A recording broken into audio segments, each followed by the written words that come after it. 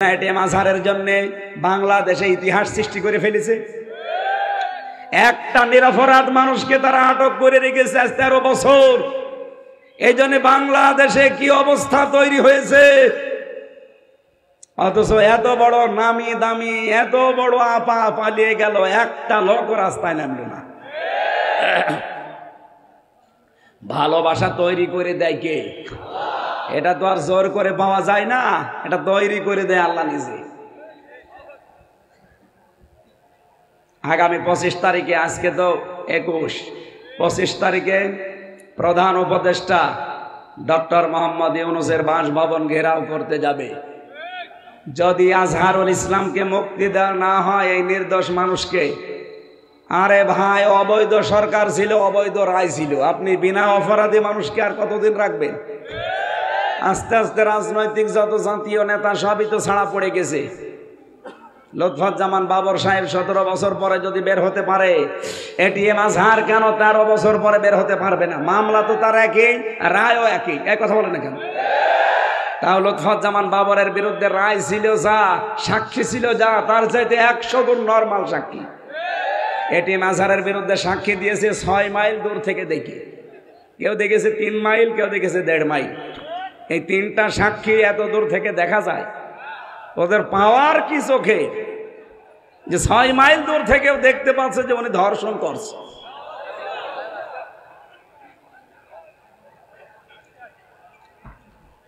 অথচ ধর্ষণের বিরুদ্ধে যদি কেউ সাক্ষী দিতে চায় ধর্ষণের পক্ষে, কলমের মাথার ভেতরে কলম থাকা অবস্থায় যেভাবে ঠিক নারী পুরুষকে আপনি ওইভাবে চোখে দেখবেন, তারপরে সাক্ষী দেবেন।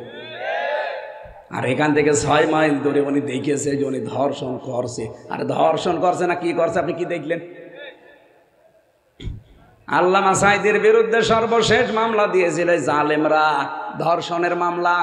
পিরোজপুর থেকে যাই মহিলাকে সাজিয়ে টাকা পয়সা দিয়ে নিয়ে এসেছিল, অ্যাডভোকেট তাজুল ইসলাম জিজ্ঞাসা করছে, এই মেয়ে, মাওলানা সাঈদী আপনাকে ধর্ষণ করেছে? বলছে জি হ্যাঁ। আপনার জন্ম তারিখ কত, কবে জন্ম নিয়েছেন আপনি? 1975 সালে। 1975 সালে আপনার জন্ম, ধর্ষণ করেছে 71 সালে। এটাকে রুহের জগতে। অ্যাডভোকেট তাজুল ইসলাম ওই দিনই বলেছিল, মাননীয় আদালত, পয়েন্টটা একটু লিখে রাখেন, ওর জন্ম 75-এ, ধর্ষিতা হয়েছে 71-এ। ওই দিনই তো মামলা ঢিসমিস হয়ে যাওয়ার কথা। বিচারপতি ছিল কালা মানিক। আমার মনে হয় ওর আর একবার মুসলমানি দেওয়া দরকার। শয়তান মুসলমানি দেওয়ার দরকার না, কারণ ওর একটা বিসি উড়ে গেছে। ওর মুসলমান কি করবে, ওর বিসিই নেই। সূরা নমলের ভেতরে আছে 34 নম্বর আয়াতে, ইন্নাল মুলুকা ইযা দাখালু ক্বরিয়াতান আফসাদুহা ওয়াজআলু আ'ইজ্জাতা আহলিহা আযিল্লা, ইলা আখির আয়াত। রব্বুল আলামিন বলেন, কোন এলাকা যদি জালেমরা শাসন করে, কোন জালেম যদি ক্ষমতার চেয়ার পায়, তারা 2টা কাজ প্রথমে জারি করে। এদিকে তাকান। 1 নম্বরে ওই দেশের সব জায়গা তারা দুর্নীতির আঁকড়া বানায়, ফাসাদ সৃষ্টি করে। বাংলাদেশে আপনি একটা বিভাগ দেখান যেখানে দুর্নীতি নেই। চিকিৎসা বিভাগ বলবেন ভরা, শিক্ষা বিভাগ বলবেন ভরা, প্রশাসন বলবেন এ তো বলার অপেক্ষায় রাখে না। 15.5 বছরে প্রশাসনের কাছে এমন কোনো হেনস্থা নেই যা মানুষ হয়নি। আমি নিজে যেহেতু ছিলাম, আমাকেও বলেছিল, যা বলতে বলি যদি না বলেন আপনার বউ তুলে নিয়ে আনবো।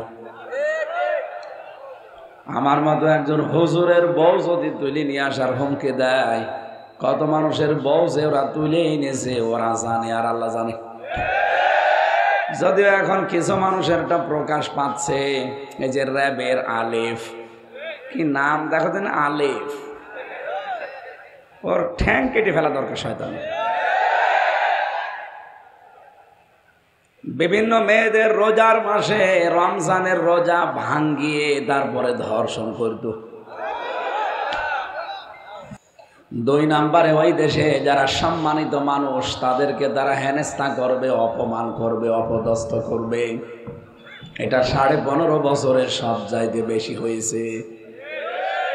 এদেশের সব চাইতে বেশি সম্মানিত তারা যারা নবীর ওয়ারিস। কি বলেন বলেন? নবীর ওয়ারিসদেরকে মানুষ কম বেশি এমনি সম্মান দেয়, অথচ এই মানুষগুলো 15.5 বছরের সব চাইতে বেশি অপমান হয়েছে। ওরা বলে যে আলেমদের দোষ আছে। আরে ভাই, আপনার চাইতে কি বেশি দোষ? আপনি তো মাসে 30 দিনে 28 দিন হোটেলে রাত কাটান, আমি তো নিজে জানি। কোন আলেম কোন জায়গায় হোটেলে রাত কাটিয়েছে আপনি একটা অবৈধ ভাবে দেখান। মামুনুল হকের বিরুদ্ধে দিয়েছিলেন আন্দাজে। এটা শুধু হাসিনার হিংসার কারণে। বলেছিল না যে বঙ্গবন্ধুর মূর্তিও যদি বানানো হয় ওটা ভেঙ্গে বুড়ি গঙ্গায় ভাসিয়ে দেব, এইটা ওর রাগ। এজন্য হাসিনার রাগ যার ওপরে তার জীবন শেষ হয়ে গেছে। আমার ওপরে হালকা ছিল, 3 বছর শেষ। মামুনুল হকের ওপরে বেশি ছিল, 3.5 বছর শেষ। মাওলানা এটিএম কে জনাব আজহারুল ইসলামের উপরে রাগ আরো বেশি, 13 বছর শেষ। সাইদি সাহেবের বেশি রাগ ছিল, মেরেই ফেলেছে। এই জন্য সুরঞ্জিত বাবু বলেছিল বাগে ধরলে ছাড়ে, হাসিনা ধরলে। ওনারে আমার মনে হয় শেখ হাসিনা বলা ঠিক না, কারণ শেখ মানে এই যে শায়েক লিখেছেন না আহমদুল্লাহর আগে, শায়েক মানে কি? হ্যাঁ, সম্মানিত। যেহেতু একজন খুনি, একজন ফ্যাসিস্ট। এই পৃথিবীতে 257 জন মানুষ আছে রাষ্ট্র পরিচালনা করে, তাম পৃথিবী মিলে। সবচাইতে বেশি নিকৃষ্ট মানুষের তালিকায় নাম এসেছে হাসিনার। এই জরিপ তো আমি বানিয়েছি। হ্যাঁ, 2 নম্বরে নাম এসেছে বাশার আল আসাদের, 3 নম্বরে নাম এসেছে নেতানিয়াহু। এ পৃথিবীতে যত নিকৃষ্ট মানুষ আছে তাদের ভেতরে এরা 1, 2, 3 কি নাম দেখলেন না? তার 2টাই মুসলমান, বাকি ইহুদি। যেহেতু নিকৃষ্ট মানুষের তালিকা আমরা বানাইনি, এটা খ্রিস্টানরা বানিয়েছে। এই হিসাবে আমরা বলতে চাই ওনার নামের আগে এই সম্মানিত শব্দটা এখন আর বলা যাবে না, তাহলে আবু জেহেলকেও বলা লাগবে হযরত আবু জেহেল। সেও তো দেশের প্রেসিডেন্ট ছিল। আপনি কোনদিন হযরত আবু জেহেল বলেছেন? এনারা বলবেন কেন? এই জন্য শুধু হাসিনা বলেন ও শেখ, আর বলার দরকার নেই। আর ওনারা আসল শেখ কিনা তাও তো জানি না। কত রকমের কত কিছু তো তৈরি হচ্ছে, ওইরকম তৈরিও হতে পারে। এটা যে হতে পারে আমি আন্দাজে বলছি না, এটা ধারণা না, এটা আমি পড়েছি। আপনি আমার ফাঁসি চাই এ বইটা পড়েন, দেখবেন কোন শেখ ধরা পড়ে যাবে। অন্তত 4-5 পুরুষের পরে আপনি পাবেনই না যে আসলে শেখ কিনা। শেষে দেখা যাচ্ছে সিরি। কি আমার বংশের উপরে আমি 3 পুরুষ জানি, এর উপরে আর জানি না। আমার বাবা রিয়াজউদ্দিন সর্দার, তার বাবা জাহান আলী সর্দার, তার বাবা নমাজ আলী সর্দার, এরপরে আমার জানি না। এরপরে যে কে আল্লাহ জানে, আর ওই নমাজ আলী জানে। যেহেতু নমাজ আলী প্রায় 100 বছর আগে উনি দুনিয়া থেকে মারা গেছে, সুতরাং ওনারে জিজ্ঞাসা করব কি করে। আর আমার দাদাও মারা গেছে, আমার বাবা আছে এখন। এই হিসাবে আমি যতটুকু হিসাব করি যে ওর উপরে মনে হয় ওই রকমই কিছু ছিল, কারণ এই এলাকায় যা আমরা সবই ওই রকমই। কি আপনি 200 বছরের পেছনে চলে যান, দেখবেন প্রায় সব ওই রকমই। এই জন্য নামও দেখছেন না দেবিদ্বার। কি নাম শুনলেই বোঝা যাচ্ছে এখানে দাদারা ছিল। কুমিল্লাবাসী সম্মানিত মানুষদেরকে যারা সম্মান দেয় না, অসম্মান করে, আল্লাহ বলেন এটা জালেমদের কর্মসূচি, এটা 2 নম্বরে। এই জন্য অসম্মানিত করা সম্মানিত মানুষদের, আর দেশের ভেতরে বিশৃঙ্খলা তৈরি করা, দুর্নীতির আঁকড়া বানানো প্রতিটি জায়গা, এই কর্মসূচিগুলো জালেমরা ক্ষমতায় গেলে হাতে নেয়। আগামীতে যারা যাবেন অন্তত এই 2টা হাতে নেবেন না। কিন্তু অনেকেই দেখছি হাতে অলরেডি নিয়ে নিয়েছে। এই দেখেন 5 তারিখের পরে কি চাঁদাবাজি বন্ধ হয়ে গেছে? আগে ছিল এক কায়দায়, এখন শুধু হাত বদল হয়েছে। চাঁদাবাজি একটা দুর্নীতি না? আরো জোরে বলেন, এটা একটা ফাসাদ না, বিশৃঙ্খলা।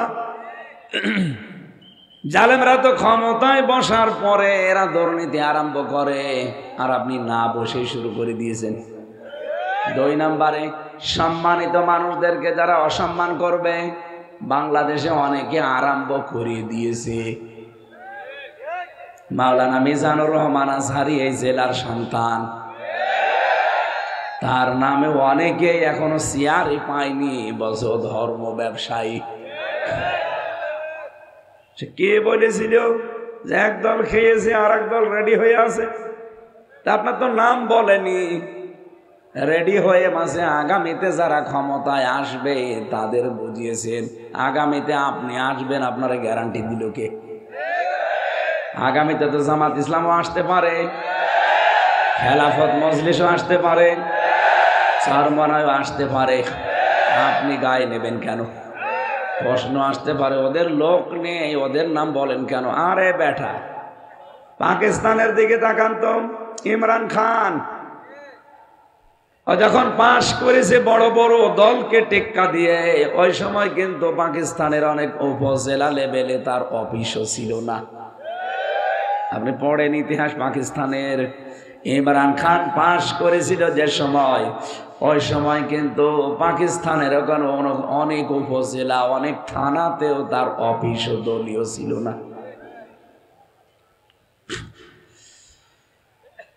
অথচ যাদের নাম বললাম এদের অফিস কিন্তু প্রত্যেক জেলায়, প্রত্যেক উপজেলায়, প্রত্যেক থানায়। কি কথা বলেন না কেন? আর যে সুর এখন শুনতেছেন, বাংলাদেশে খেলাফত, চরমনা, জামাত, এরকম 12টা বড় বড় দল ইসলামের নাম নিয়ে যারা চালায়, ওরা সব অলরেডি সিদ্ধান্ত নিয়েই ফেলেছে যে আগামীতে আমরা সবাই মিলে একটা বাক্স দেব ইসলামের। কুমিল্লাবাসী আমরা সূরা মায়েদার যে 54 নম্বর আয়াতটা পড়েছি, ওই আয়াতের সাথে বাংলাদেশের প্রায় 100 ভাগের 99 ভাগ মিল আছে, আর 1 ভাগ সামনে মিলবে। আমি মিলাবো ইনশাআল্লাহ। কি?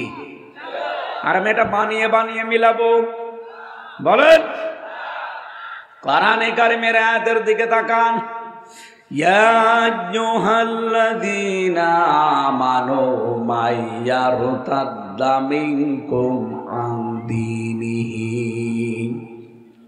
ওহে যারা ঈমানের দাবি করো, আমি নামকরণ, ঐতিহাসিক প্রেক্ষাপট এবং বাস্তবতা সব বাদ দিয়ে দিলাম, একবারে তাফসিরে প্রবেশ করেছি। শুনতেছেন? খুব ভালো করে শুনবেন। যারা ঈমানের দাবি করো তাদেরকে আল্লাহ ডাক দিয়েছেন। এ বাংলাদেশে যেহেতু আমরা 96 ভাগ মুসলমান, কত ভাগ বলেন বলেন?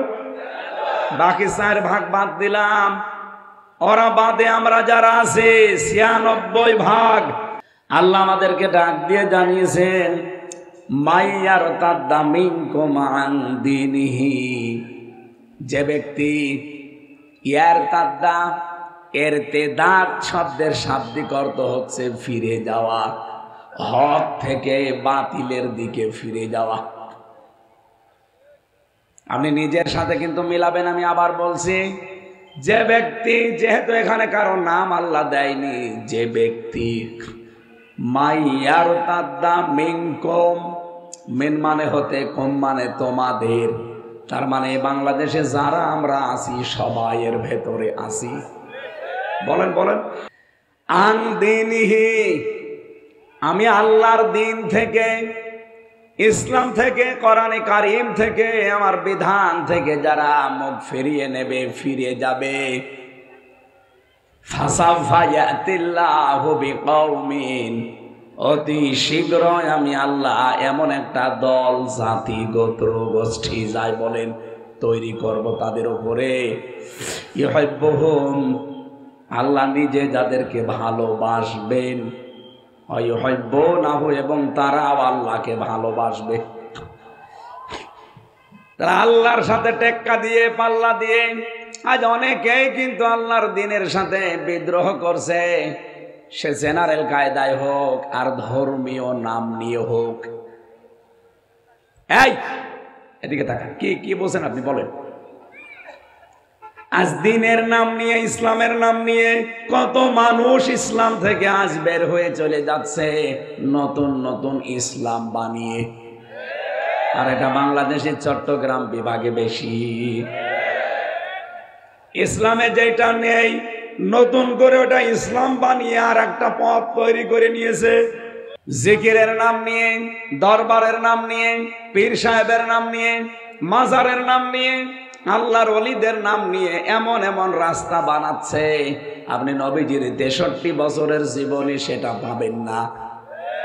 কি নবীজির 63 বছর পুরাটা পড়ে আছে, একটু পড়ে দেখেন। আর রাহিকুল মাকতুম অথেন্টিক, এটা আমি প্রায় 13টা গ্রন্থ নবীজির জীবনের উপরে পড়েছি। নবী রহমত, মানবতার বন্ধু মুহাম্মদুর রাসূলুল্লাহ, আর রাহিকুল মাকতুম, সিরাত ইবনে হিশাম, সিরাত বিশ্বকোষ, এইভাবে আমি 13টা মিলিয়ে পড়েছি। একটাতেও কোনোদিন বিশ্বনবীর 63 বছর জীবনে পাইনি যে উনি একদিনের জন্যে, এক বেলার জন্যে, 1 মিনিটের জন্যে ও জিকির করেছে খাজা বাবা, দয়াল বাবা। এই এলাকায় তো ইয়া আলী বাবা, শাহ আলী বাবা, ফতে বাবারও জিকির হয়। এটা ইসলামে আছে না ইসলামের বাইরে? এরা নিজেরা নতুন ইসলাম বানিয়ে মানুষকে আল্লাহর আসল দিন থেকে ফিরিয়ে নিয়ে যাচ্ছে। এটা এক প্রকার। রাজনৈতিক ভাবে যারা এদেশে জেনারেল আছে তাদের দিকে তাকান, তারাও কিন্তু সরাসরি মাঠে নেমে পড়েছে। ইসলামকে আজ তারা এই দেশের জনগণের বিরুদ্ধে দাঁড় করিয়ে দিয়েছে। জেনারেল অনেকগুলো দল এদেশে কাজ করছে, তারা আজ দেখতে পাচ্ছি সরাসরি কোরআনের বিরুদ্ধে, আলেমদের বিরুদ্ধে, নবীর বিরুদ্ধে অবস্থান নিয়ে গালি গালাজ সমানে করছে। ওরা মনে করছে আমরা বড় দল, আমাদের লোক বেশি। আরে ভাই, আল্লাহর কাছে কোনো বড় ছোট আছে?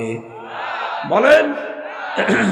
আল্লাহ বলেন, যারা আমার দিন থেকে, আমার বিধান থেকে, আমার ইসলাম থেকে মুখ ফিরিয়ে নেবে, ফিরে চলে যাবে অন্যদিকে, ফাসাউফা ইয়াতিল্লাহ, ফা দিয়েছেন মাঝখানে, সাউফা দিয়েছেন। সাউফা শব্দটা ব্যবহার হয় প্রায় 13টা অর্থে। আপনি দেখবেন কোন সেন্টেন্সের আগে যদি আল্লাহ সাউফা, সিন, কদ, লাম এরকম কোন শব্দ ব্যবহার করেন, তার বাংলা অর্থ দাঁড়ায় অতি তাড়াতাড়ি। আল্লাহ এখানে ফা না দিলে পারতেন, সাউফা না দিলেও পারতেন, ইয়াতিল্লাহ দিলে অর্থ হয়ে যেত, সাউফা দিলেন কেন? যত তাফসির আমি পড়েছি, মুফাসসিরিন ইকরাম জানাতে চেয়েছেন, আল্লাহ পাক বলেন আমি আল্লাহ কিন্তু দিন থেকে যারাই ফিরে যায় তাদের ওপরে এমন রাগান্বিত হই যে সিদ্ধান্ত সঙ্গে সঙ্গে নিয়ে ফেলি যে অতি তাড়াতাড়ি তোমাদের ওপরে ইয়াতিল্লাহ, আমি আল্লাহ নিজে কওমিন, এমন একটা জাতিকে তৈরি করব, এমন একটা দলকে তোমাদের উপরে আমি আল্লাহ নিয়ে চলে আসব, ইউহিব্বুহুম, যারা আমি আল্লাহকে ভালোবাসবে, ওয়ায়ুহিব্বুনাহু, এবং আমি নিজেও তাদেরকে ভালোবাসব। আপনি বাংলাদেশের সাথে আয়াতটা মিলান, আমি নাম নিলাম না, এমনিতেই মিলাতে পারবেন।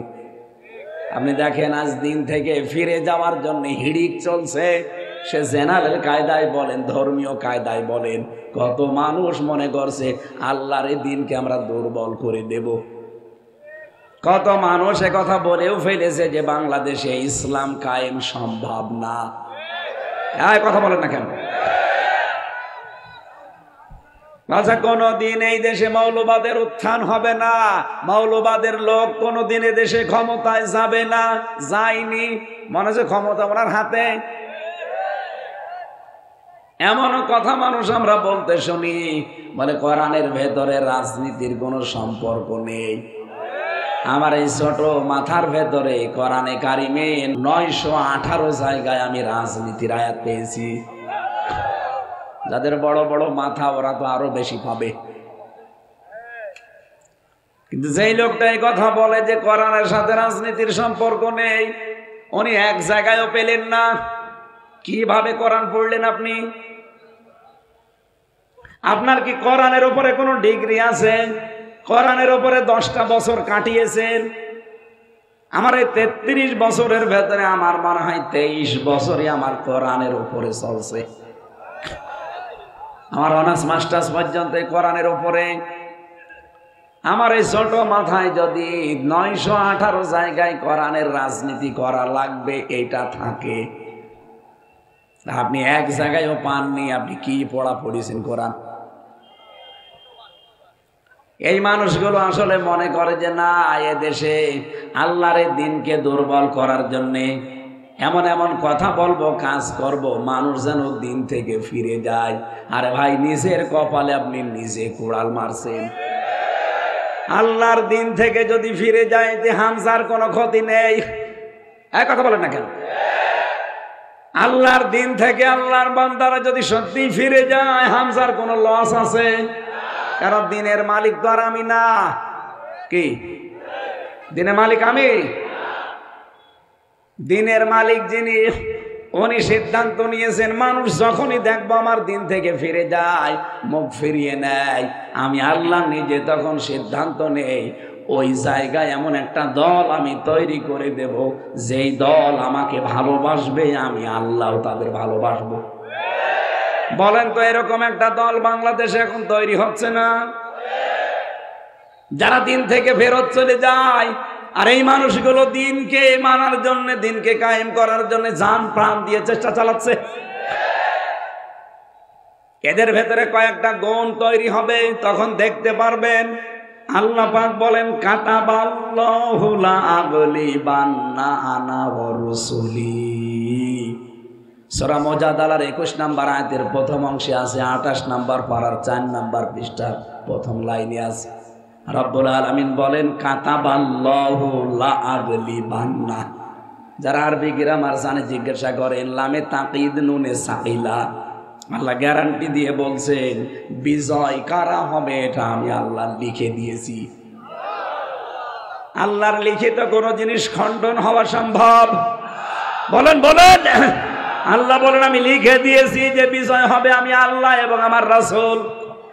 সুতরাং আল্লাহ রাসূলের পথে যারা আছে তারা বিজয়ী হবে। এ পথ থেকে যারা দূরে চলে যাবে, চর্ম চোখে ওরা মনে করবে আমরা মনে হয় সামনে যাচ্ছে, কিন্তু বিজয় আপনাকে আল্লাহ দেবে না। যদি আল্লাহ আপনাকে বিজয় দিয়ে দেয় তাহলে কোরআন শরীফ মিথ্যা হয়ে যাবে। কি কথা বলেন না কেন? এরপরে আল্লাহ 2টা গুরুত্বপূর্ণ নাম নিয়েছেন, ইন্নাল্লাহা কবিয়্যুন আজিজ।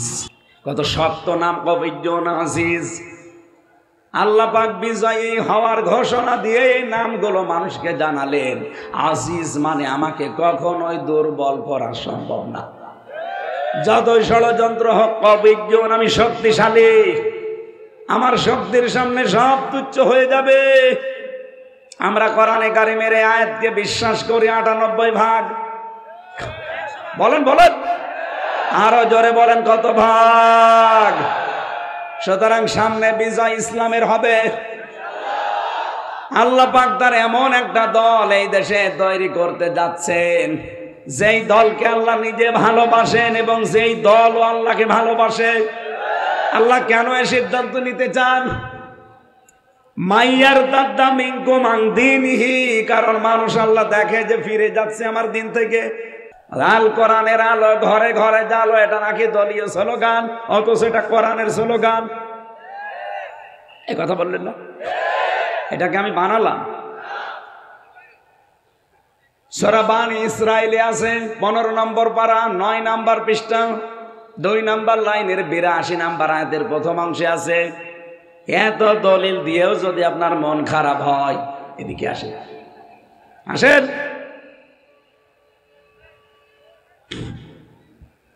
রব্বুল আলামিন বলেন, অনুনাজ্জিলু মিনাল কুরআনি মা হুয়া শিফাউন ওয়া রাহমাতুল লিল মুমিনিন। এই কোরআন নাযিল করার ধারাবাহিকতায় এমন এমন বিধান আমি আল্লাহ দিয়েছি যা মুমিনদের জন্য রোগ মুক্তির কারণ। ওয়ালা ইয়াজিদুজ জালিমিনা ইল্লা খাসারা। কিন্তু জালেম যারা, তাদের কোনো উপকার নেই, দিন যত যাবে তাদের ক্ষতি বৃদ্ধি হতেই থাকবে। রব্বুল আলামিন সতর্কবাণী উচ্চারণ করছেন সূরা বানী ইসরাঈলের 8 নম্বর আয়াতের প্রথম অংশে, আসা রাব্বুকুম আইয়ারহামাকুম ওয়া ইন উদতুম উদনা। যদি আমি দেখি, আশা করা যায় তোমাদের উপরে আমার রহমত, আমার বরকত, আমার রহমত নাজিল হবে। কিন্তু যদি দেখি তোমরা ওদের মতো আচরণ করছো, আমি আল্লাহ কিন্তু তোমাদের উপরে ওই রকম আচরণ করব। আমার তো মনে হচ্ছে আয়াতটা আগস্টের 5 তারিখের আগে ফের নাজিল হয়েছে। আপনি দেখেন, আল্লাহ বলেন তোমাদের উপরে সম্ভবত আমার রহমত নাজিল হবে। আসা রব্বুকুম, সম্ভবত তোমাদের রব, আইয়ারহামাকুম, তোমাদের উপরে রহমত নাজিল করবেন। ওয়াইন উদতুম উদনা, যদি তোমরা ওদের মতো আচরণ করো, আমি আল্লাহ কিন্তু আমার আচরণ যা করেছিলাম ওদের সাথে তোমাদের সাথে তাই করব। এই কথা বলেন না কেন? আপনি তো দিন পেয়ে গেছেন মনে হচ্ছে, একটু খেয়াল করেন না আয়াতগুলো। সত্যি যদি আল্লাহর সাথে আপনি এরকম বিদ্রোহ আরম্ভ করেন, জালেমদের সাথে আল্লাহ যে আচরণ করেছে আপনার সাথেও সে আচরণ করবে। আল্লাহ বলেন লিল কাফিরিনা হাসিরা, হাসিরা মানে কারাগার। আমি জালেমদেরকে, কাফেরদের জন্য, অস্বীকারী যারা, এদের জন্য কারাগার তৈরি করে রাখলাম, জাহান্নামকে। তাহলে জাহান্নামকে কারাগার বলেছেন আল্লাহ। আমাদের এখান থেকে খুব সতর্ক হয়ে চলা লাগবে। আল্লাহর দিন থেকে ফিরেছে, আল্লাহকে আপনি দুর্বল করতে পারবেন না। কি ক্ষতি হয়ে যাবে আপনার দলের। কারণ আল্লাহ এমন একটা দলকে এই জায়গায় দাঁড় করিয়ে দেবেন, ওয়াইন তাতাওয়াল্লাউ ইয়াস্তাবদিল কওমান গায়রাকুম সুম্মা লা ইয়াকুনু আমসালাকুম। সূরা মুহাম্মদের ভেতরে আছে 26 নম্বর পারায় আল্লাহ পাক বলেন, তাদেরকে আমি আল্লাহ ওই জাতির উপরে এমন একটা জাতি তৈরি করব যারা তোদের মতো হবে না। প্রশ্ন আসতে পারে, আপনি ভাষাটা কি বললেন? তোদের মতো। আপনি তাফসিরে দেখেন, বাংলায় এইটাই লেখা আছে। তোমাদের মতো এত সম্মানিত শব্দ আল্লাহ দেয়নি। কারণ দিন থেকে আপনি ফিরে চলে যাবেন, আর আপনাকে আদর করে ভালোবাসা দিয়ে আল্লাহ ডাকবে। এই জন্য তোমাদের বাদ দিয়ে তোদের দিয়েছেন। সম্মালা এখনো আমসালাকুম, যারা তোদের মতো হবে না, এমন একটা জাতি আমি তোদের মাথার উপরে এমন একটা দল তৈরি করব যারা তোদের মতো হবে। বলেন বলেন, সেই দলের লোকজনের কাজ কি হবে? আমি তো সামনে ঠিক এই আয়াতটা বাস্তবে মিলিয়ে দেখতে পাচ্ছি। একামতে দিন যারা এদেশে কায়েম করতে চায়, সেই দলকে আমার আল্লাহ এই আয়াতে ইঙ্গিত দিয়েছেন। বাংলাদেশে তো কত দল আছে, সবাই একামতে দিনের কাজ করে না। কেউ খেদমতে দিন নিয়ে ব্যস্ত আছে। এই কথা বলে না কেন? কেউ খেদমতে দিন নিয়ে ব্যস্ত আছে, কেউ আছে একামতে দিন নিয়ে। খেদমতে দিন যদি এদেশে কিয়ামত পর্যন্ত হয়, একামতে দিন যদি এদেশে কায়েম না হয়, আল্লাহর কসম, আল্লাহর বহু বিধান আছে আপনি মানতে পারবেন না। বলেন, বাংলাদেশে খেদমতে দিন আছে না নেই? কিন্তু সুদ মুক্ত হতে পারছেন? বলেন। ব্যাংকিং ব্যবস্থার দিকে তাকান। এখন ইসলামী ব্যাংকে যে নিয়ম নীতিগুলো আছে, এইগুলো যদি আজ বাংলার সব ব্যাংকে আমরা জারি করতে পারতাম, হ্যাঁ, এরাও 100% সুদ মুক্ত না। যতদিন পর্যন্ত রাষ্ট্রীয়ভাবে জাকাত ভিত্তিক অর্থনীতি কায়েম না হবে, ততদিন এই দেশে সভাপতি না ও সভাপতির বাপ যদি বাস করে, সেও সুদখোর। আমার এই টুপি সুন্দর লাগছে, এর ভেতরেও সুদ আছে। প্রশ্ন আসতে পারে, তাহলে আপনার ওয়াজ শুনে আর গর্ব কি? আপনি তো সুদখোর। আরে ভাই, এই টুপিটা আমি যে দোকান থেকে কিনেছি, এটা যেই ফ্যাক্টরিতে তৈরি হয়েছে, ওই ফ্যাক্টরির মালিক এই দেশের ব্যাংক থেকে লোন নিয়েছে। আর লোন নিলে তো সুদ দেয় না। বলেন। এদেশের সোনালী, রূপালী, চৈতালি ব্যাংক আছে, চৈতালিও হবে। সোনালী, রূপালী, চৈতালি, অগ্রণী, যত রকমের ব্যাংক আছে, যতদিন পর্যন্ত মোশারাকা, মোদারাবা, মোরাবাহা, বায়ে সালাম, বায়ে ইস্তেসনা, বায়ে মুআজ্জাল, ওয়াহেদা, এরকম প্রায় 32টার উপরে নিয়ম আছে। এইগুলো যখন আপনি ইসলামী অর্থনীতিতে মানতে পারবেন, ব্যাংকিং ব্যবস্থায়, তখন আপনি সুদ থেকে মুক্ত হতে পারবেন। কিন্তু আমরা পারছি না কেন? কারণ দেশে এখনো রাষ্ট্রীয়ভাবে যাকাত ভিত্তিক অর্থনীতি কায়েম। বলেন। বাংলার মুসলমানেরা ভালো করে মিলান। আল্লাহ যেহেতু একটা দল তৈরি করবে, নিজে বলছেন, যখন আল্লাহর বান্দারা দিন থেকে ফিরে চলে যাবে। আজ কত মানুষ ইসলামের নাম নিয়ে আল্লাহর বান্দাদেরকে দিন থেকে সরিয়ে নিচ্ছে।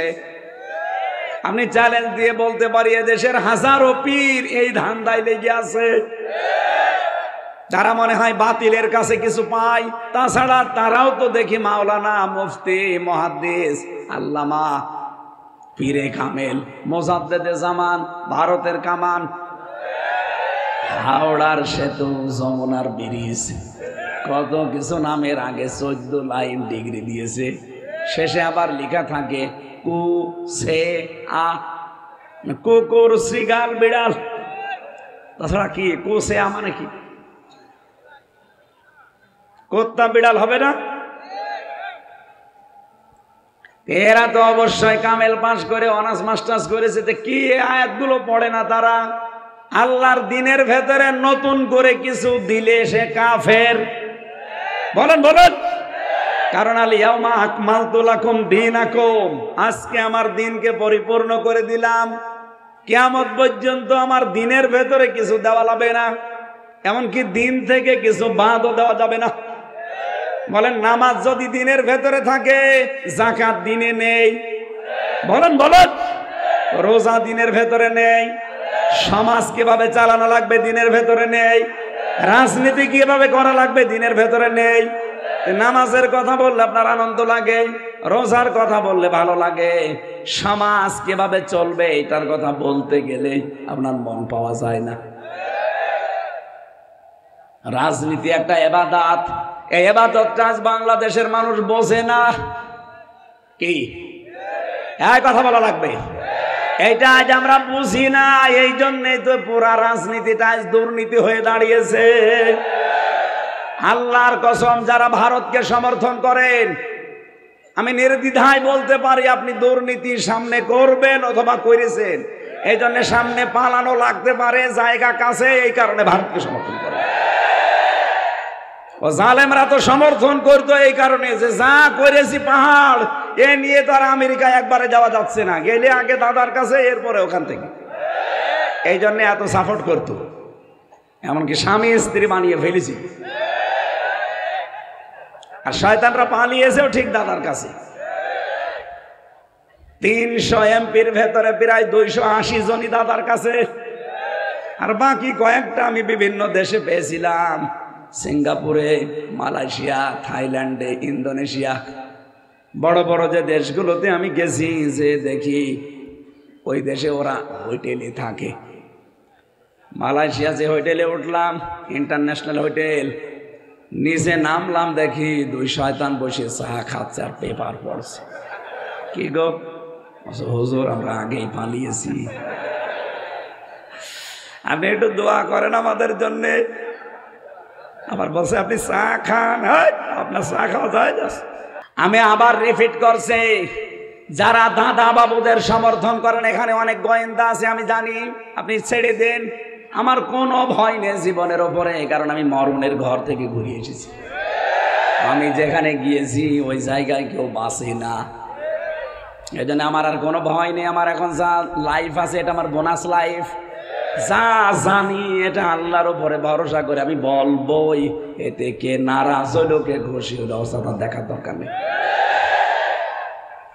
যারাই ভারতকে সমর্থন করবে আপনি দেখবেন ওদের ধান্দা আছে আমরা এরকম মারিং কাটিং করব, ঝামেলায় পড়লে পালাবো, যেহেতু পাশে তো তাড়াতাড়ি চলে যাওয়া যাবে।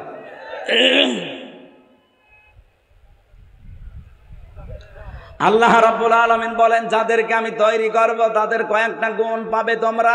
কয়টা? কমপক্ষে 3টা গুণ তাদের ভেতরে পাওয়া যাবে। আদিল্লাতিনা আলাল মুমিনিনা আইজ্জাতিনা আলাল কাফিরিন। রব্বুল আলামিন বলেন, ওই মানুষগুলোর প্রথম নাম্বারে গুণ হবে, হে নবী, তারা নিজেদের প্রতি রহম দিল হবে আর কাফেরদের প্রতি কঠোর হবে। আপনি বাংলাদেশে দেখেন একামতে দিনের দায়িত্ব যারা পালন করে, অনেকের প্রশ্ন আসতে পারে শুধু ওই দিকে টানেন।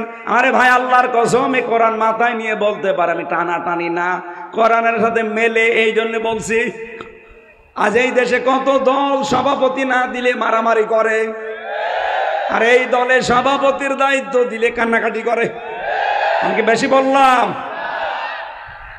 দায়িত্ব দিতে গেলে কান্নাকাটি করে নিতে চাই না, বলে না এত বড় দায়িত্ব আমি পালন করতে পারবো না। আর এমনও দল দেখতে পায় সভাপতি না দিলেও কোপ মারে। রব্বুল আলামিন বলেন, প্রথম নাম্বারে তাদের গুণ পাবে নিজেদের ভেতরে খুব রহম দিল, তারা কমল হৃদয়ের। এই দেশে একামতে দিনের দায়িত্বে যারা আছে, ওরা বাড়ি চট্টগ্রাম, একজনের বাড়ি খুলনা, 600 কিলোমিটার দূর। এরপরেও দেখবেন আপন ভাইয়ের চাইতেও মহব্বত বেশি, শুধু দিনের কারণে। আর নিজের আপন ভাই ইসলাম মানে না, দিন থেকে ফিরে গেছে, ও ভাইকে জানের শত্রু মনে করে। কারণ আদিল্লাতিনা আলাল মুমিনিন, মুমিনদের উপরে তারা রহম দিল হবে। আইজ্জাতিনা আলাল কাফিরিন, কাফেরদের প্রতি হবে কড়া, ভয়ঙ্কর। বিশ্ব নবীর উম্মত যারা হবে তাদের গণাগুণ পেয়েছি সূরা ফাতিহার ভেতরে। মুহাম্মাদুর রাসূলুল্লাহ ওয়াল্লাযীনা মাআহু আশিদ্দাউ আলাল কুফফারি রুহামাউ বাইনাহুম। আল্লাহ পাক বলেন, মুহাম্মদ সাল্লাল্লাহু আলাইহি সাল্লাম আল্লাহর রাসূল, তার সাথে যারা থাকবে তার সঙ্গে তাদের কয়েকটা গুণ আপনি দেখতে পাবেন। আশিদ্দাউ আলাল কুফফার, তারা কাফেরদের প্রতি কঠোর হবে। কাফেরদের প্রতি কঠোর হওয়া মানে কাফেরদের আচরণ, কাফেরদের দিবস, কাফেরদের নিয়ে আসা যত অনুষ্ঠান, সবগুলোর প্রতি কড়া হওয়া লাগবে। এ বাংলাদেশে কোনো কাফেরের তৈরি করা কোনো অনুষ্ঠান আমরা পালন করব? এই যে ফেব্রুয়ারি মাসের 14 তারিখে যেটা গেছে, এটা কাফেরদের তৈরি করা, ইংল্যান্ড থেকে নিয়ে আসা, খ্রিস্টানদের বিশ্ব ভালোবাসা না, বিশ্ব বেহায়া দিবস। এটা মুসলমানের ছেলে মেয়েরা আগামী থেকে আর পালন করবে? আরো জোরে বলেন, করবে? পৃথিবীতে মুসলমানদের দিবস হবে 2টা, ঈদুল আজহা, ঈদুল ফিতর, এর বাইরে কোনো দিবস নেই। কত মানুষ আজ দিবস বানায়, জেল খাটা দিবস, প্রত্যাবর্তন দিবস, বিয়ে করা দিবস। আরে ভাই, বিয়ে করা দিবস যদি পালন করা লাগে, কেউ তো বিয়ে করে 4টা, বছরে তো 4 দিন শুধু বিয়েই যাবে। এত দিবসই আপনি পাবেন কোথায় শেষে? আমার কুষ্টিয়ার একজন বিয়ে করেছে 9টা, একসাথে 7টা বউ। বলো মাশাআল্লাহ বলছে, ওরে জবাই করা দরকার, শয়তান আল্লাহর বিধান পুরাটা উল্টিয়ে ফেলিস। রবজল নাকি নাম যেন শয়তানের, ধরা পড়েছে কয়দিন আগে। আমার মনে হয় বাটাম দেওয়া দরকার। মানুষ একটাই পারি না আমরা, আরো কয়টা? আবার মেয়েগুলো কিরকম যে এর মতো মানুষের সাথে থাকে, কিছু মানুষের রুচি নিয়ে আসে না। কুমিল্লাবাসী আজকে থেকে এই গুণ অর্জন করে ওই দলের ভেতরে আমাদেরকে আল্লাহ যেন শামিল করে। আজ নিজেদের প্রতি স্নেহশীল, মায়াশীল, মহাব্বতশীল, কমল হৃদয়ের হওয়া লাগবে। আর কাফেরদের যত অনুষ্ঠান সামনে আসবে, তারা সামনে পড়লেই ওদের উপরে কড়া হওয়া লাগবে। যাদের ভেতরে এই গুণগুলো আছে আপনি দেখেন এদেশে পাবেন। রব্বুল আলামিন বলেন কমপক্ষে 3টা গুণ তো তাদের ভেতরে পাওয়া যাবে। কয়টা? আরো জোরে বলেন। আয়াতের পরের আয়াতের শেষের দিকে পাবেন আল্লাযীনা ইউকিমুনাস সালাতা ওয়া ইউতুনাজ যাকাতা ওয়া হুম রাকিউন। এই মানুষগুলোর প্রথম কাজ তারা নামাজ কায়েমের আন্দোলন করবে। আরে ভাই, এখানে ফাসাল্লি লিরাব্বিকা নেই যে নামাজ পড়বে তার রবের জন্য না। আল্লাযীনা ইউকিমুনাস সালাত, যারা নামাজ কায়েম করবে। আর কায়েম করা এটা ব্যক্তির না, এটা কায়েম করা রাষ্ট্রের দায়িত্ব। সুতরাং আমরা এমন একটা রাষ্ট্র তৈরি করতে চাই যে রাষ্ট্রে নামাজ কায়েম থাকবে। এইটার জন্যই রাজনীতি করি, এইটার জন্যই রাজনৈতিক কথা বলা হয়। তাছাড়া অন্য কোনো উদ্দেশ্য আল্লাহর কসম আমার নেই। একা একা পড়তে পারবো, কিন্তু কায়েম করতে বলেন বলেন আরো জোরে বলেন। নামাজ কায়েমের দায়িত্ব কার? রাষ্ট্রের। কার? এটাকে আমি বানালাম। সূরা হজের 41 নম্বর আয়াতে আল্লাহ দলিল দিয়েছেন আল্লাযীনা ইম্মাক্কান্নাহুম ফিল আরদি আকামুস সালাহ, যাদেরকে আমি রাষ্ট্র ক্ষমতা দেব ওরা যদি মুমিন হয়, ওরা প্রথম নাম্বারে নামাজ কায়েমের বিল পাশ করে দেবে নামাজের। আমরা তো চাই 300 এমপির ভেতরে অন্তত 151 জন এমপি এই দেশে এমন সংসদে কোরআন বুকে নিয়ে যাবে যারা সংসদের প্রথম অধিবেশনে নামাজের বিল আনবে। এটা আপনার কাছে রাজনীতি মনে হয়? এইটাই তো আসল নীতি। তাছাড়া ব্যক্তিগত জীবনে যদি নামাজ পড়ার কথা আল্লাহ বলতেন, আমি আয়াত পড়তাম না। যেহেতু আল্লাহ এমন মানুষকে ভালোবাসেন, তারাও আল্লাহকে ভালোবাসে, তার প্রথম গুণ তারা নামাজ কায়েমের আন্দোলন করবে। আজ এই তাফসীর মাহফিল, ওয়াজ মাহফিল, এই সমস্ত অনুষ্ঠানে কোরআনের কথাগুলো এইভাবে বলা হয় না। বলতে গেলে এই 15 বছর খালি রাজনীতি বলতো। কি বলেন বলেন? এই কারণে কি হয়েছে দেখেছেন, বউগুলো রাজমিস্ত্রি আর আমরা জোগাইলে কি বউগুলো রাজমিস্ত্রি না? আমার ভাইরা, 2 নম্বরে যাকাত, যাকাত ভিত্তিক অর্থনীতি কায়েম করা। এইটাও দায়িত্ব ব্যক্তির না, কার? রাষ্ট্রের কথা যে বলি এমনি বলি না, এই কারণে বলি। 3 নম্বরে অহুম রাকিউন, তারা রুকুকারীদের সাথে রুকু করবে, তার মানে জামাতবদ্ধ হয়ে নামাজ পড়বে। আমি এটা মাথায় নিয়ে এখন বলতে পারবো, বাংলাদেশে একটাই দল আছে যেই দলে নামাজ আপনি একা পড়েন না, জামাতে পড়েন। ওইটা আবার লিখে রাখা লাগে। কথা বলেন না কেন? আপনি বাংলাদেশে 72টার উপরে দল, একটা দল দেখান যাদের কর্মসূচিতে এটা আসে যে নামাজ একা পড়েন না জামাতে পড়েন। ওইটা আবার লিখে রাখা, সকালবেলা আবার দেখানো লাগে। দেখান, আমি সেই দলে যাব। আমি তো নিজে একটাই পেয়েছি, এই কারণে আমি সেইটাই থাকি। আমি দেখেছি এই মানুষগুলো নামাজ জামাতে পড়ে না, একা পড়ে। আবার নামাজ কয় রাকাত পেয়েছেন জামাতে, সেটাও লিখে রাখা লাগবে। কারণ অহম রাকিউন, আপনি নামাজ পড়লেই হবে না, রুকুকারীদের সাথে রুকু করবেন, তার মানে জামাতবদ্ধ হয়ে নামাজ পড়বেন। এত খোলাখুলি বলার পরেও যদি কেউ বলে যে হুজুর আমার বুঝে আসছে না, এদিকে আসেন, এমন জোরে কানের নিচে দেব সব বুঝে থাকবে। আপনি আর বুখারী শরীফ, কোরআন শরীফ দিয়ে বসবেন না, আপনার বাকারি শরীফ লাগবে।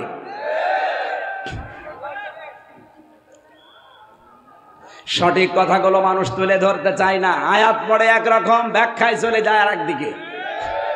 আমি যা পড়েছি তাফসিরে সেইটাই বাংলা বললাম, আপনি মিলিয়ে দেখেন। একটা কথা যদি ভুল হয় আমার সাথে বসেন। মাইয়ার তাদ্দা মিনকুম আন দীনিহি, যারা আল্লাহর দিন থেকে ফিরে যাবে, আল্লাহর সিদ্ধান্ত ফাসাউফা ইয়াতিল্লাহ। আল্লাহ বলেন আমি নিজে অতি তাড়াতাড়ি বিকৌমিন, এমন একটা দল তৈরি করে দেব, ইউহিব্বুহুম, যাদেরকে আমি আল্লাহ নিজে ভালোবাসি, ওয়া ইউহিব্বুনাহু, তারাও আমাকে জীবনের চাইতেও বেশি ভালোবাসে। বাংলাদেশের সাথে আমি তো মিলাতে পারি, আপনি পারেন না কেন? আদিল্লাতিন আলাল মুমিনিন, তাদের আর একটা গুণ, এই মানুষগুলো নিজেদের প্রতি এমন কমল আচরণ করবে, তাই করে। কথা বলেন না কেন?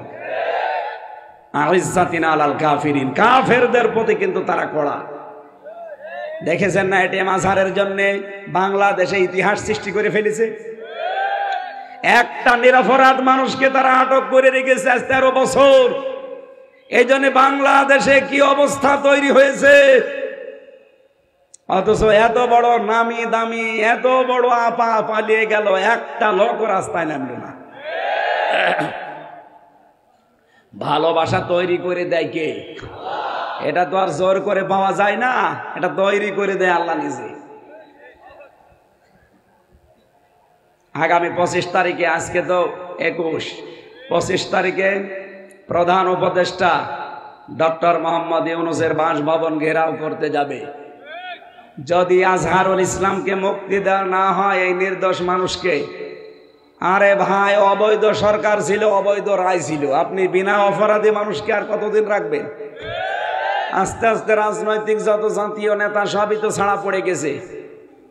লুৎফুজ্জামান বাবর সাহেব 17 বছর পরে যদি বের হতে পারে, এটিএম আজহার কেন 13 বছর পরে বের হতে পারবে না? মামলা তো তার একই, রায়ও একই, এক কথা বলে না কেন? তাও লুৎফুজ্জামান বাবরের বিরুদ্ধে রায় ছিল যা, সাক্ষী ছিল যা, তার চাইতে 100 গুণ নরমাল সাক্ষী। এটিএম আজহারের বিরুদ্ধে সাক্ষী দিয়েছে 6 মাইল দূর থেকে দেখে, কেউ দেখেছে 3 মাইল, কেউ দেখেছে 1.5 মাইল। এই 3টা সাক্ষী এত দূর থেকে দেখা যায়, ওদের পাওয়ার কি চোখে যে 6 মাইল দূর থেকেও দেখতে পাচ্ছে যে উনি ধর্ষণ করছে।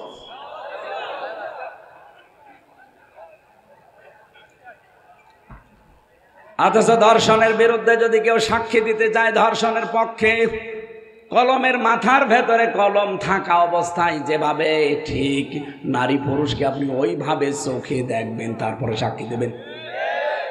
আর এখান থেকে 6 মাইল দূরে উনি দেখেছে যে উনি ধর্ষণ করছে। আর ধর্ষণ করছে না কি করছে আপনি কি দেখলেন? আল্লামা সাঈদীর বিরুদ্ধে সর্বশেষ মামলা দিয়েছিল জালেমরা, ধর্ষণের মামলা। পিরোজপুর থেকে যে মহিলাকে সাজিয়ে টাকা পয়সা দিয়ে নিয়ে এসেছিল, অ্যাডভোকেট তাজুল ইসলাম জিজ্ঞাসা করছে, এই মেয়ে মাওলানা সাঈদী আপনাকে ধর্ষণ করেছে? বলছে জি হ্যাঁ। আপনার জন্ম তারিখ কত, কবে জন্ম নিয়েছেন আপনি? 1975 সালে। 1975 সালে আপনার জন্ম, ধর্ষণ করেছে 71 সালে। এটাকে রুহের জগতে। অ্যাডভোকেট তাজুল ইসলাম ওই দিনই বলেছিল, মাননীয় আদালত পয়েন্টটা একটু লিখে রাখেন, ওর জন্ম 75-এ, ধর্ষিতা হয়েছে 71-এ। ওই দিনই তো মামলা ঢিসমিস হয়ে যাওয়ার কথা। বিচারপতি ছিল কালা মানিক। আমার মনে হয় ওর আর একবার মুসলমানি দেওয়া দরকার। শয়তান মুসলমানি দেওয়ার দরকার নেই, কারণ ওর একটা বিসি উড়ে গেছে। ওর মুসলমান কি করবে, ওর বিসিই নেই।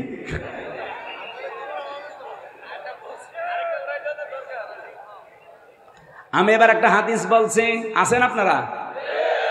হযরতে আবু যর রাদিয়াল্লাহু তাআলা আনহু বলেন, আমার বন্ধু মুহাম্মদুর রাসূলুল্লাহ সাল্লাল্লাহু আলাইহি ওয়াসাল্লাম আমাকে 7টা কাজের আদেশ দিয়েছেন। নবীজিকে শুধু আবু যরকে দিয়েছেন, আমরাও আছি। বলেন বলেন। 1 নম্বরে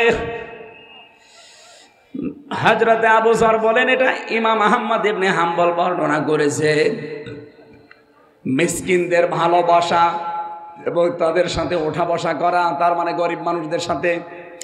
2 নম্বরে পার্থিব বিষয়ে নিজের চাইতে নিম্নে যারা আছে তাদের দিকে তাকানো, আর আখেরাতের বিষয়ে সব সময় উপরের দিকে তাকানো। একটু চিন্তা করতে পারেন যে মানুষগুলো দ্বীনের জন্য, ইসলামের জন্য এত কষ্ট করে গেল, তাদের তুলনায় আমি তো কিছুই করতে পারলাম না। কিয়ামতের দিন আল্লামা সাঈদী উঠবেন, আজহার সাহেব উঠবে, হামজা উঠবে, আপনিও উঠবেন। তাদের দ্বীনের জন্য, ইসলামের উপরে, ইমানের উপরে থাকতে গিয়ে তাদের যে স্যাক্রিফাইস। এটিএম আজহারের বাড়ি হাসিনার শ্বশুর বাড়ি যেখানে পাশাপাশি, ওনার বদরগঞ্জে, ইনার পীরগঞ্জে 1 গ্রাম পার হলেই ওনাদের গ্রাম। চিন্তা ভাবনা করে দেখেছেন, আত্মীয় হয় বারবার কিন্তু তার কাছে অফার দিয়েছিল যে শুধু জামাত ইসলাম ছেড়ে দেন, আপনাকে শুধু ছেড়ে দেব না, একটা দায়িত্ব দিয়ে দেব। 13টা বছর তার জীবন থেকে নষ্ট হয়ে গেল। কিয়ামতের দিন লোকটা উঠবে, হামজা উঠবে, ওনার মর্যাদা আর আমার মর্যাদা তো আকাশ পাতাল, কারণ আমি তো দ্বীনের জন্য কিছুই করতে পারিনি। এই জন্য দুনিয়ার হিসাবে সবসময় নিচের দিকে তাকাবেন যে আমার তো একটা বাড়ি আছে, মাথা গোজার ঠাঁই আছে, কত মানুষ কুমিল্লা স্টেশনে থাকে। কথা বলেন না কেন? উপরের দিকে তাকানো আখিরাতের বিষয়ে। যেই মানুষগুলো এত কষ্ট করার পরে এরপরেও তারা টলে নাই, আর আমার তো কষ্টই নেই, শুধু নামাজ পড়া 5 ওয়াক্ত লাও তা দাও লোক দেখানোর জন্যে। এরপরে 3 নম্বরে বেশি রক্তের সম্পর্কগুলো যুক্ত রাখা লাগবে, যদিও তারা ছিন্ন করতে চায়। আর এটা বাংলাদেশের সমস্যা। বহু মানুষ দেখতে মনে হয় আল্লাহর ওলির মতো, কিন্তু নিজের ভাইয়ের সাথে কথা বলে না। কথা বলে না কেন? আশা করছি রক্তের সম্পর্কগুলো ঠিক রাখবেন। 4 নম্বরে কারো কাছে কিছু না চাওয়া। নবীজি বলেন, যদি জুতার ফিতাও দরকার হয় আগে সেজদা দিয়ে আল্লাহর কাছে বলবা, এরপরে অন্য কারো কাছে। 5 নম্বরে বেশি তিক্ত হলেও সত্য কথা বলা লাগবে। আজ বাংলাদেশে সব আলেম যদি কোরআন থেকে সত্য কথাগুলো আমরা বলতে পারতাম, আল্লাহর কসম এই 15 বছরে কোরআনের কথা কেউ বাধা দেওয়ার সাহস পেত না। আমরা বলতে চাই না। বাবা শাহজালাল দিনকাল ভালো না। আরে দিনকাল কি 1400 বছর আগে ভালো ছিল? ওই সময় তো আরো খারাপ ছিল। করাত দিয়ে ছিঁড়ে ফেলতো নবীদেরকে, বুকের ওপরে পাথর দিয়ে রেখেছিল হযরতে বেলালকে। এই কথা বলে না কেন? অঙ্গার দিয়ে পেছনে এরকম স্যাক দিত, আগুনের স্যাক। তার চাইতে কি দিনকাল খারাপ হয়ে গেছে? আপনার জন্য তো খারাপ হয়নি, দেলাওয়ার ভাইয়ের জন্য খারাপ হয়েছে। আগুনের শিক গরম করে তার লজ্জাস্থানে ঢুকিয়েছিল, পুরুষাঙ্গই নষ্ট হয়ে গেছে। পরবর্তীতে চিকিৎসার মাধ্যমে আবার আল্লাহ ফেরত দিয়েছে। 57 দিন রিমান্ডে ছিল শফিকুল ইসলাম মাসুদ। আপনি কয়দিন কি করেছেন ইসলামের জন্য? আপনার কি অবদান আছে ইসলামের? শুধু খান, পেট আর জহব্বা, এছাড়া আর কিছুই নেই আপনার। এত বড় বড় ভড়ি হয় আপনার। আলেমদের ভড়ি হবে কোন কারণে? হ্যাঁ, নবীজি বলেন খাওয়ার আগে যদি 3টা সুন্নাত কেউ পালন করে, কখনো ওর পেট বুকের উপরে উঠবে না। খাওয়ার আগে 3টা সুন্নাত কি? 1 ভাগ পানি, 1 ভাগ খাবার, আর 1 ভাগ খালি রাখবেন হজমের জন্য। মরণের খাওয়া খায়, এরপরে মিষ্টি খাওয়া সুন্নাত, আরো খাবার খায়। ওর পেট বড় হবে না? হবে কি? এত বড় বড় পেট হয়, মহিলারা লজ্জা পায়। আরে আল্লাহ, ছেলে মেয়ে হয় আমার, আর পেট হয় সলিমউদ্দিন। কি ভড়ি গো, আখেরি ভড়ি। আমার মনে হয় পেটের ওপরে উকুন মারা যায়, টাস টাস করে শব্দ হবে। এত বড় ভড়ি। কোলাকুলি করতে যাবেন, বুক পাবেন না, এখানে বেঁধে যাবে। এরকম মানুষ দেশে নেই? যারা বেশি বেশি খায়, দেখবেন খালি খাই খাই করে, দেখবেন 2টা জিনিস বড় হয়, একটা পেট আর একটা মোষ। এত বড় বড় মোষ হয়, উকুন হয়, টের পাই না। কুষ্টিয়ায় এক চাষারে পেয়েছিলাম, দেখি যে সাদা। কি গো, কয়েকদিন আগেও দেখলাম একেবারে কাঁচা, এখন পেকে গেছি। বলছে ভাতিজা, এ গোপ পাকা নাস, দুধ খেতে যেয়ে সর লেগেছে। কি মোষের বহর চিন্তা কর। দুধ খেতে যে শহর লেগেছে ও টের পায়নি। এরপরে বেশি 6 নম্বরে আল্লাহর ব্যাপারে ধর্মীয় কাজে কোনো তিরস্কারকে ভয় পাওয়া যাবে না। আজকের তেলাওয়াতকৃত আয়াতের 3 নাম্বার পয়েন্ট এটা আছে, ইউজাহিদুনা ফি সাবিলিল্লাহ ওয়ালা ইয়াখাফুনা লাওমাতা লাইম। এরপরে 7 নাম্বার বেশি অধিকাংশ সময় লা হাওলা ওয়ালা কুওয়াতা ইল্লা বিল্লাহ, এই শব্দটা মুখে রাখবেন। নবীজি বলেন যালিকা ফাদলুল্লাহ, আল্লাহর কোরআন জানিয়েছে এটা আল্লাহর বিশেষ অনুগ্রহ, ইউতিহি মাইয়াশা, যাকে আল্লাহ ইচ্ছা করেন তাকে দান করেন। আল্লাহু ওয়াসিউন আলিম, আল্লাহ প্রশস্ত এবং প্রাচুর্যময়। এই আয়াত থেকে যে শিক্ষাগুলো বের করেছি আমার মনে হয় আপনারা বুঝে ফেলেছেন। আমরা যদি দিন থেকে ফিরে যাই আল্লাহর কোনো ক্ষতি আছে? বলেন আছে? আল্লাহ এমন একটা দল নিজে তৈরি করে দেবেন যে দলের ক্ষতি আপনি আর করতে পারবেন না, কারণ ওই দলকে বানাবে কে? আল্লাহ তাদেরকে ভালোবাসবেন, তারাও আল্লাহকে ভালোবাসবে। নিজেদের প্রতি তারা কোমল হবে, কাফেরদের প্রতি কঠোর হবে, তিরস্কারের কোনো ভয় তাদের থাকবে না। আল্লাহ বলেন এটা আল্লাহ যাকে তাকে দেয় না, যার উপরে আল্লাহর বিশেষ দয়া আছে তারে এটা আল্লাহ দান করেন। আল্লাহ যেন ওই দলের ভেতরে আমাদের মতো মানুষদেরকে শামিল করে দিন কায়েমে ভূমিকা রাখার তৌফিক দেন, বলেন আমিন। বারাকাল্লাহু লানা ওয়া লাকুম ফিল কোরআনিল আযীম।